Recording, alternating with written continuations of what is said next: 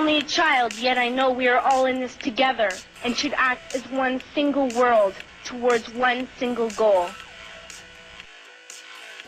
There is enough for everybody's need, but not for anybody's greed. We are facing something profoundly important. We have never faced this before.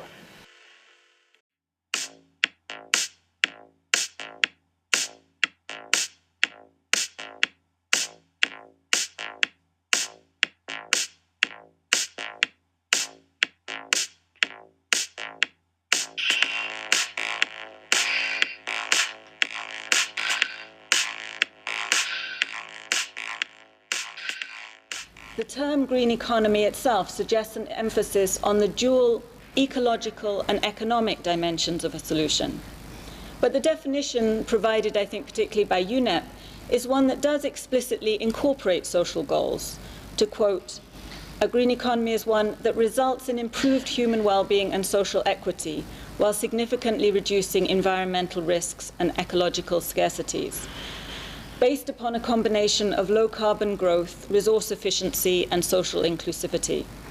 So in a broad interpretation, this may approximate the notion of sustainable development.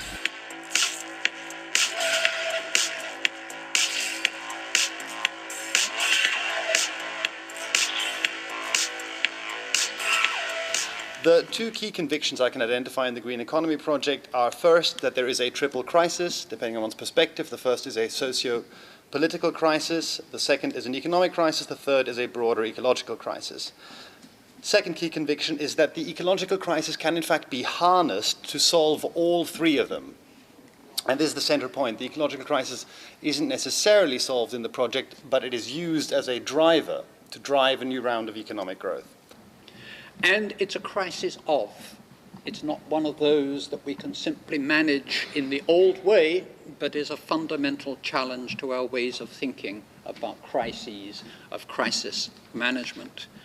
We would argue that the green economy paradigm is very much within the sort of crisis in the system framework, whereas the global justice thinking is looking at this as a crisis of the system. So it's a much more overarching systemic critique.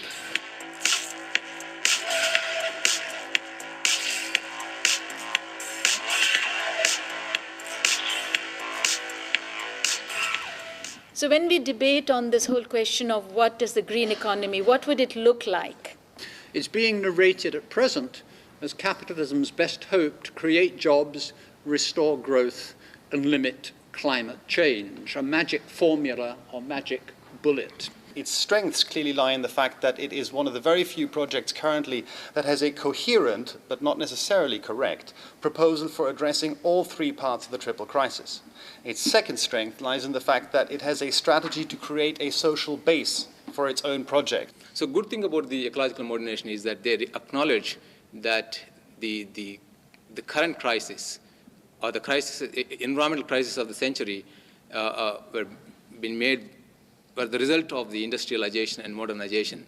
But when it comes to solution, they think that technological and procedural innovations will solve the problem.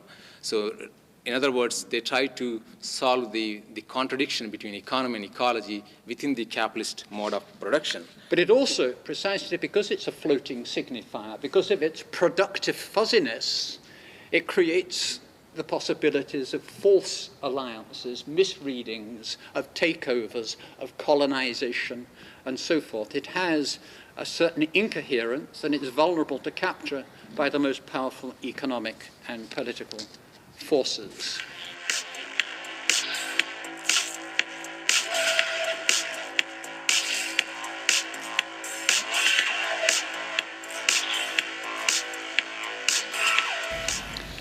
Among the concerns about a green economy are inevitably questions about equity, justice, and the link with development.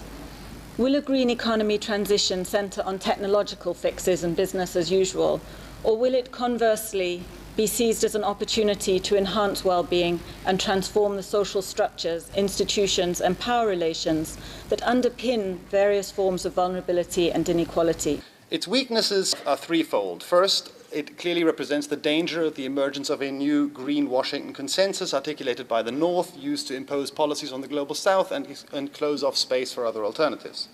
Second problem is that it doesn't and can't address the problem of growth, the problem of infinite growth on a finite planet, because it focuses on the extremely distant possibility of decoupling economic growth from environmental destruction. And then there is, of course, the whole question of distribution. We know that there are poor countries and rich countries. Of course, it's not a dichotomy, but there are also poor people within both rich and poor countries. If those in the north want to preserve what they have, it's minus growth for the south, or being paid off, bought off. And we have the terrible experience of the structural adjustment programs during the 1980s and 1990s, and the impacts were quite terrible, and we're still paying for that in terms of human capital.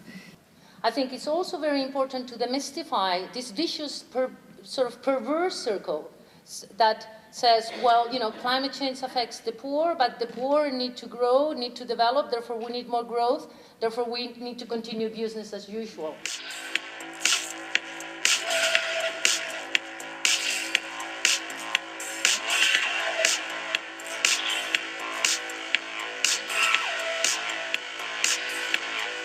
How to construct hope is one of the major issues if you want to bring social dimension to economy. There are questions and choices here and challenges for production, for consumption, for distribution, and finally, of course, for transformation. And this new transformation we are suggesting must be different from prior structural transformations associated with the development process, all of which were highly carbon intensive. Technological fixes for politico-economic and socio-ecological crises are undemocratic and unsustainable. How to leapfrog this development, to use a bit of the usual term, how can they skip the same path of development that richer countries in the north did, which are very carbon intensive or chemical intensive and so on. Who has power from the current status quo? Who benefits from the position now? Who profits from that, if you want to look at the economics of it? And who has the power to make those changes? And so the concept of power must be central to all of the analysis that we do as we look forward. We find that gender equality is very strongly associated with good performance in environmental terms, and that this is true even if you just take high growth countries and you look within that subset. We still find that the strongest environmental performance tends to be from the countries with greatest gender equality. The real changes here, I think, are mostly institutional. Building regulations, a discussion of norms and values around what it means to be a global citizen today. If we're talking of a situation right now that is unsustainable, and that's why we want to change it. Science has given us a problem that science has no solution. That the solution lies in seeing it from a human perspective, seeing it from a social science perspective. The big window of opportunity is for people to mobilize, because now it's time to change.